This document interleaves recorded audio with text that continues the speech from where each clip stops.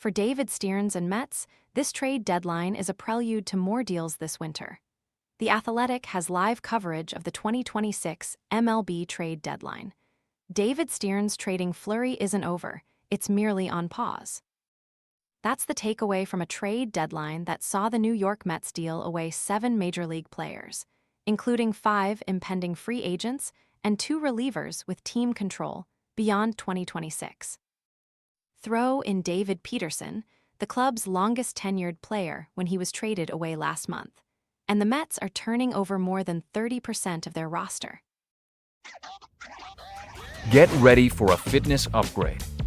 Featuring cutting-edge technology and high-precision sensors and tracking on the free VSync app, the eTech City Smart Fitness Scale is your platform for success. The scale provides 13 essential biometrics, complete with helpful data graphs on the VSync app, all viewable on your personal profile. The scale handles all kinds of shapes and sizes and is safe for the whole family to use, at home or on the go. Ready to order? Scan the QR code now or visit grabdeal.us/9. Advertisement and the goal of all those moves.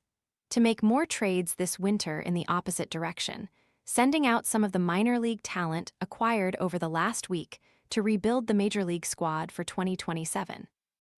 It allows us to just strengthen the overall quality of talent in our organization, whether that's these players directly impacting our Major League team in the future, which I think many of them will, or also having players that allow you to go out and acquire other players who impact your Major League team, Stearns said Monday.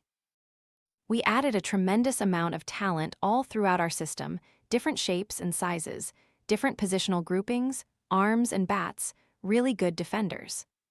The upcoming free agent market is among the worst in recent history, offering little that should appeal to the Mets beyond obvious ace Tarek Skubal. Labor uncertainty only makes free agent spending more complex for a team in the Mets' position. That's why the trade market will be so appealing to Stearns and the Mets this winter, and that's why he didn't much care about organizational fit or proximity to the bigs and the talent he acquired these past few days. Our approach was, what's the best talent? Stearns said. It's so difficult to know exactly what roles you're going to need at the Major League level at any given point in time. So, who are the players that we think have the ability to be the best Major League players? Of note, the general supply of relievers in the free agent market does make it easier to fill out a bullpen with signings.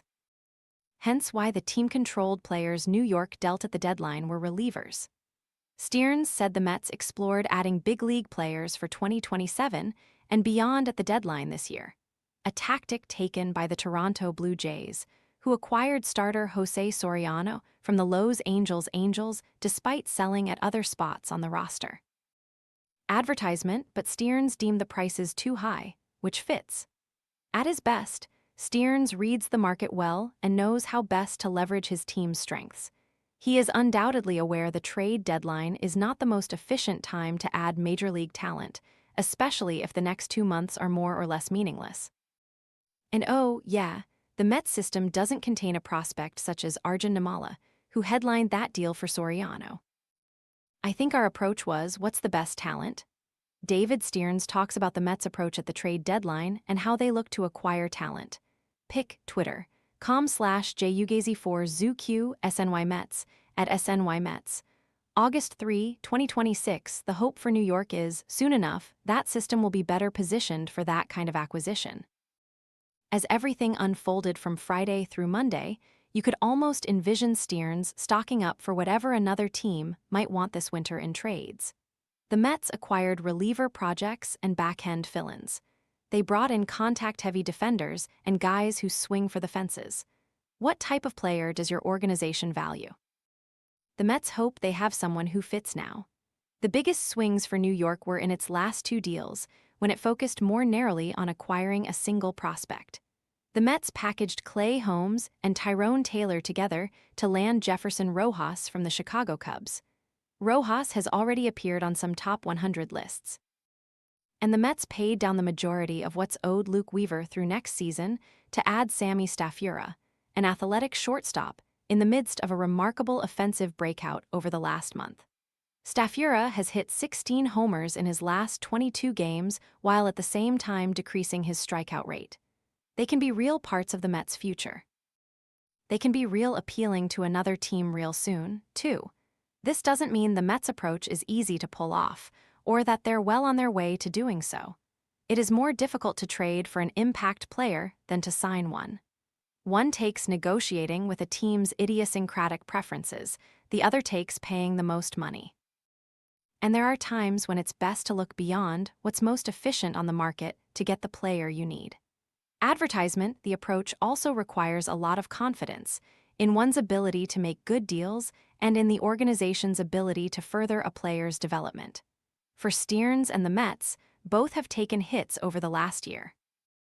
For Stearns, trades that were well regarded at last year's deadline almost universally flopped, as did January's acquisition of Freddie Peralta. A deal that was first guessed more in November, Brandon Nimmo for Marcus Semien, hasn't worked either. For the organization, a farm system that blossomed throughout 2025 has seen regression almost across the board this season. Save for the obviously very important ascents of Carson Benj and A.J. Ewing to the big league roster, the Mets' best prospects have taken a step back this season.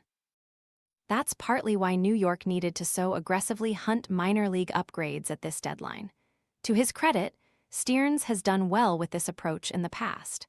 With the Milwaukee Brewers, he used two parts of the return for Jonathan Lucroy to get Christian Yelich. One part of the Josh Hader deal turned into William Contreras. And so the pressure on Stearns is only amplified. The Mets have followed up the disappointment of 2025's second-half fade with a stunningly incompetent 2026 season. This season cost manager Carlos Mendoza his job, another one like it would likely cost Stearns his.